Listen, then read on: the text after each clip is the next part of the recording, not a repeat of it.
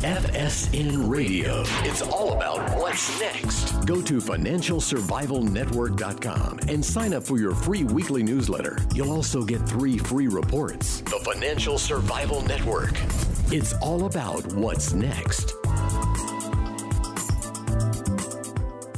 Welcome. You are listening to the Financial Survival Network. I'm Kerry Lutz, and today is 11/18/2020. We still don't know who won the presidency, who won the election.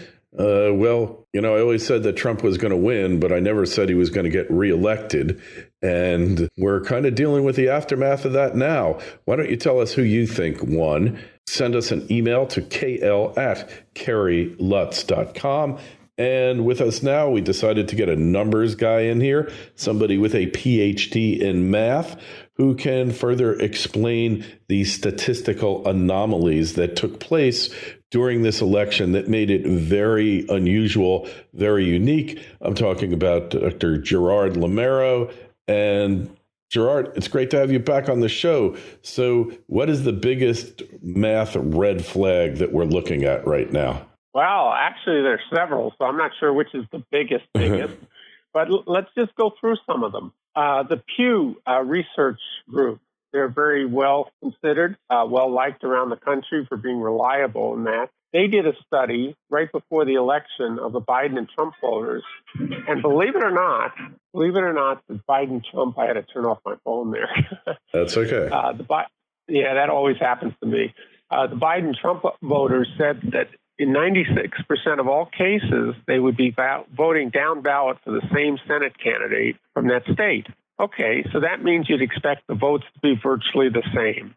In the state of Georgia, Trump differed from his Senate candidate by 800 votes, which is exactly what you'd expect statistically from the research from the Pew Foundation. In other words, it'd be almost the same number of votes because they voted for Trump, they voted for the Senate candidate. Okay, but in the case of Biden, he had 95,000 unexplained votes over and above the normal amount you would expect him to get. Where did he come up with 95,000 additional people who didn't follow what the research indicated that down ballot voting would happen? Those people apparently voted for Biden but didn't vote for the Senate candidate 95,000 times. That would almost indicate 95,000 ballots were added. Same thing happened in Michigan, a large number in that. Let's look at some other numbers. One thing we looked at is the sort of normal flow of voting. You look at voting by every minute. What's the totals minute by minute by minute, starting with the close of the polling on Election Day forward, Well, the normal pattern of votes, somebody goes up a little, somebody goes down a little, up, down, happened in these states until 2 a.m. in the morning. And between 2 a.m. and 6 a.m. in a number of these states, drastic changes occurred which did not follow the normal give and take of balloting counting. Instead, we saw sudden jumps of unexplainable numbers of Biden voters show up.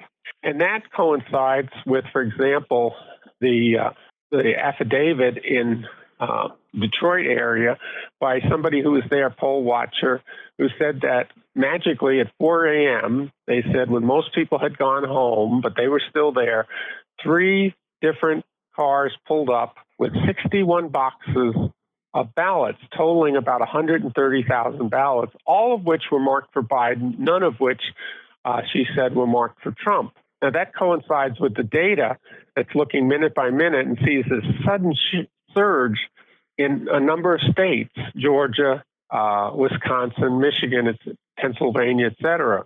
So that's an indication fraud because you're seeing essentially the ballot box stuffed. So that's another sign right there. Let's see, what other ones shall we mention to you? What about the reports, the vote tabulation coming from Dominion Software? What's your take on that? Oh, that's another good point. Well, we have evidence of people who are familiar with the software saying that the software has a backdoor in it. And for people who know computers, backdoor means another way to get in the system, that circumvents the normal security and the normal if you will, front door to the software. The normal flash screen that comes up and says you're in Outlook or you're in Excel or you're in Dominion software. So they have a back door, which apparently people who are running the software can see how the election is going minute by minute. That's sort of like what we're doing here with trying to find out what happened, minute by minute. But with this particular software, apparently you're able to, according to the affidavits, you're able to actually determine who's winning. And then if you want, you're able to turn off the counting for one person or turn it on or enhance it for another candidate. And apparently they now believe the software was used to rig an election in California 2 years ago and has also been used overseas by some tin horn dictators that also wanted to make their elections look real. And the third thing that's really strange about the Dominion software is that apparently a number of secretaries of state outsourced the counting to a third-party company in Venezuela. How could they do that? You have to wonder how would you possibly do that? Yeah, but yet insane. They seem to have evidence that indicates that they did that. Well, a lot of these programs, I followed them over the years because I was suspicious years ago that the software could be written in such a way as to not be real. And I was suspicious when I heard that some of the software, if you will, control, where it comes out of or where it's managed out of, were countries that were not in the U.S. And I said, why are we using that kind of software? So we have evidence now that even some of the counting was not done by Americans, but was done by an overseas company based in Venezuela. Well, that makes me feel very confident because we all know Venezuela has some of the most honest and fair elections on the planet, at least according to Jimmy Carter. That's what he said. They were always fair. Yeah, right. Yeah, exactly. And actually, another data point that we have is Sidney Powell says that the owner, or you call him executive, the chairman of the board of Dominion Software, is actually currently now on the Biden transition team. Okay. So that makes it indicate he wasn't an independent third party with no interest involved. Purely a coincidence, I'm sure, Dr. Lameiro. Oh, yeah, right. Hey, what about the way that votes flipped from Trump to Biden? According to that one study, the guy studied the feed from, I can't remember the name of the company now, but the one that did the feed to the networks and to the New York Times, and he studied every single piece of the feed and found that votes were getting flipped, votes were just getting lost, deducted. Have you looked at that at all? FSN Radio. It's all about what's next. Financial Survival Network is brought to you today by Orin Resources, a junior exploration company with the appetite of a major. It's hot on the trail of the next globally significant discovery, creating enormous potential upside for you, the shareholder. Orin is one of the most aggressive exploration companies pursuing high-grade, scalable gold and copper deposits and has a premier 7-project portfolio, including its 2 flagships, Committee Bay in the Arctic and Sombrero in Peru. Orin's unparalleled technical team and highly experienced management has a history of success in advancing and monetizing exploration assets. No wonder Orin's been called one of the best in the junior exploration sector. Orin trades on the TSX and the NYSE under AUG. To learn more, go to orinresources.com. That's AURYN resources.com. The Financial Survival Network. It's all about what's next. No, I didn't look at that evidence. I had so much other evidence to go through, and I also took the time to read the lawsuits that are pending in a number of states.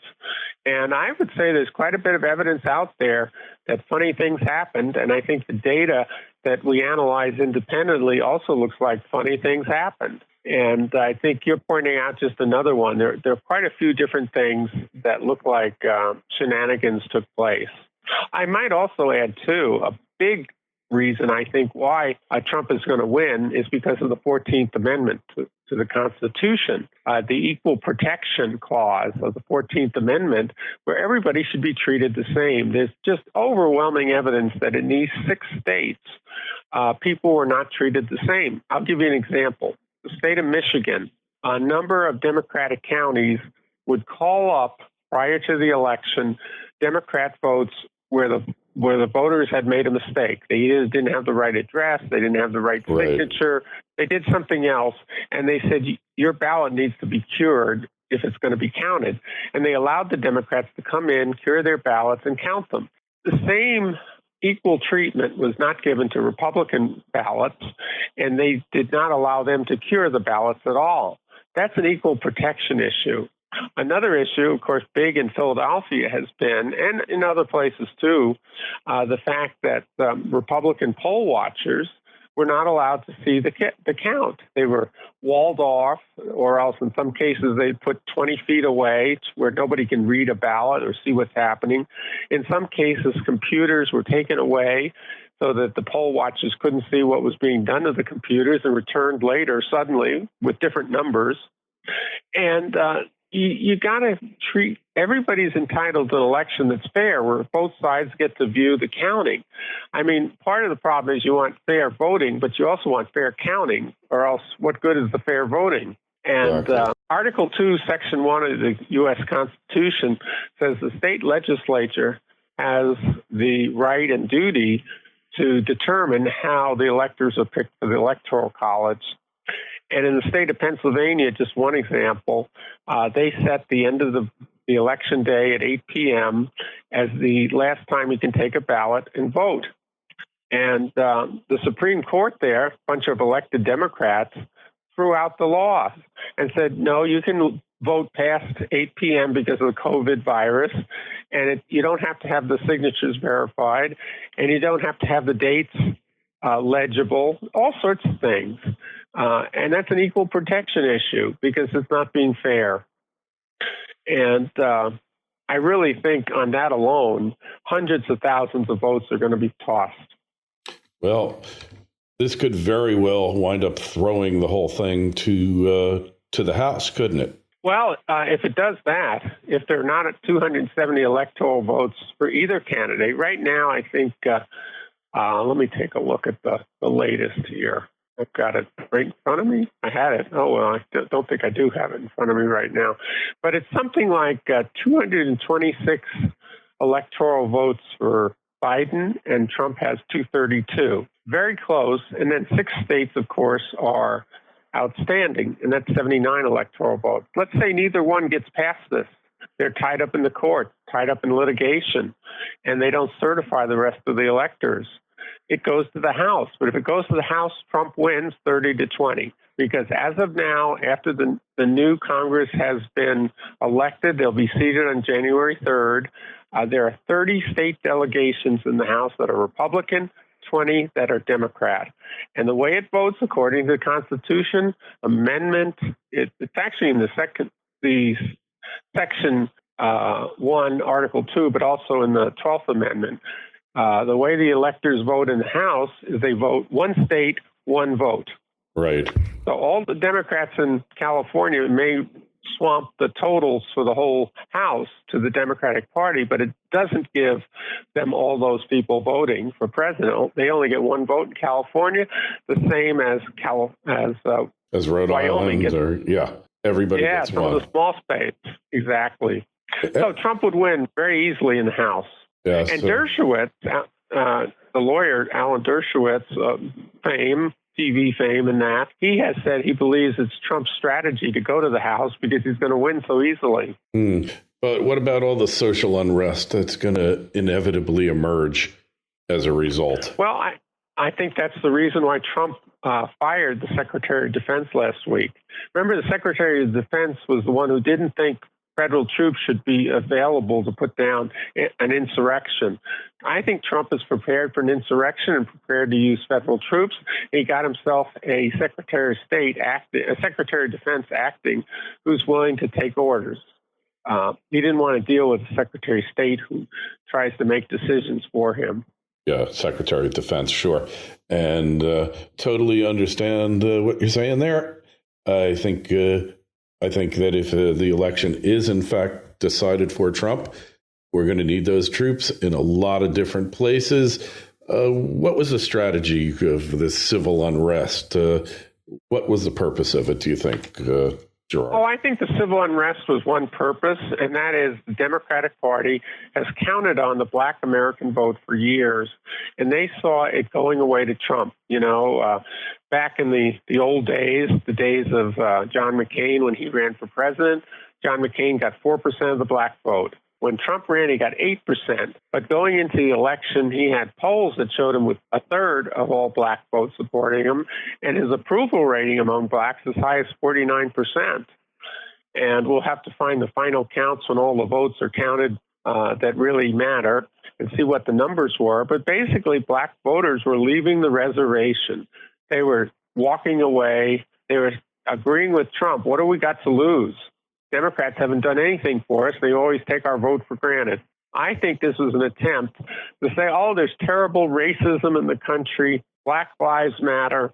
We're going to riot because of one or two black people who were killed by the police, whereas, most black people who are shot by other blacks in gangs and that in places like Chicago. But they were ignoring that data. Yeah, of course. Of course, they always do. You know that. Well, Gerard, what's the website now we should find your work at? Oh, greatnewsforamerica.com, greatnewsforamerica.com. And all my books, including my newest book on socialism for people who want to learn about socialism, are on Amazon in print and in Kindle. All right. Well, we always appreciate you coming on, sharing your wisdom with us, Gerard. Wish you the best of luck, and so happy that your health is where you want it to be. And I'm sure we'll be talking to you again soon. So you be well. Any questions or comments for the good doctor or ourselves? Email is kl@kerrylutz.com. Twitter feed @KerryLutz. Facebook page, Financial Survival Network. And of course, our main website where you can get a free newsletter, financialsurvivalnetwork.com. And Gerard, we'll talk to you again real soon. I look forward to it. FSN Radio. It's all about what's next. Go to financialsurvivalnetwork.com and sign up for your free weekly newsletter. You'll also get 3 free reports. The Financial Survival Network. It's all about what's next.